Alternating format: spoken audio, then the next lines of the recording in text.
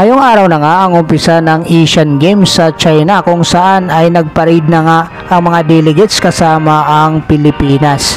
So ngayon mga koys, pag-uusapan naman natin ang ating pambansang koponan ng Gilas Pilipinas Men's 5-on-5. So dito nga mga koys ay mahaharap ang Gilas Pilipinas sa Bahrain, Jordan at Thailand. So ayon nga sa balita mga koys, ngayon lang ay paalis na ang ating pambansang koponan papuntang China. Pero kung bago ka pa lang sa aking munting YouTube channel, baka pwede mo namang i-like and subscribe. So ayon sa nasagap natin balita mga koys, ay paalis na ang ating pambansang koponan ng Gilas Pilipinas papuntang China nga. So 2 araw na nga lang mag-uumpisa na ang laban nila kontra sa Bahrain.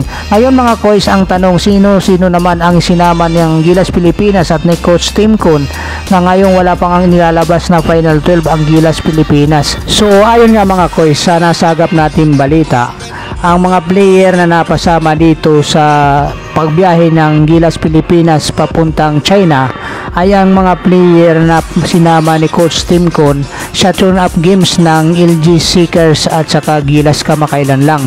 So ibig sabihin lang mga koys, ang mga player o yung 5 player na kamakailan lang ay na-denied ng hagok para mapasama sa Final 12 ng Gilas Pilipinas ay hindi na nga nila ito kasama papuntang China.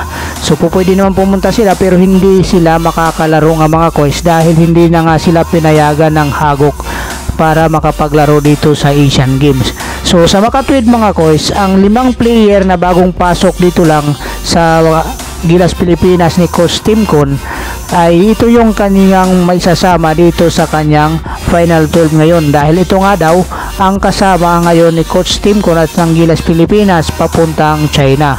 So dito nga mga koys, ibig sabihin nito ang magiging Final 12 ng Gilas Pilipinas ay yung mga player nga dito kasama ang 5 player na bago pa lang dito sa Gilas Pilipinas na napasama sa tune-up games na sina Marcio Lasater, Arvin Tolentino, CJ Perez, Kevin Alas at saka itong si Chris Ross. So dito nga mga koys ay malinaw na ito na ang Final 12 ng ating Gilas Pilipinas na sasabak para sa Asian Games. So nandyan si John Mar Fajardo, si Japet Aguilar, si Justin Brownlee, si Ans Kwame, si Marcio Lasater, si Scotty Thompson, si Chris Ross, si CJ Perez, si Arvin Tolentino, si Kevin Alas, si Calvin Oftana at saka si Chris Newsam.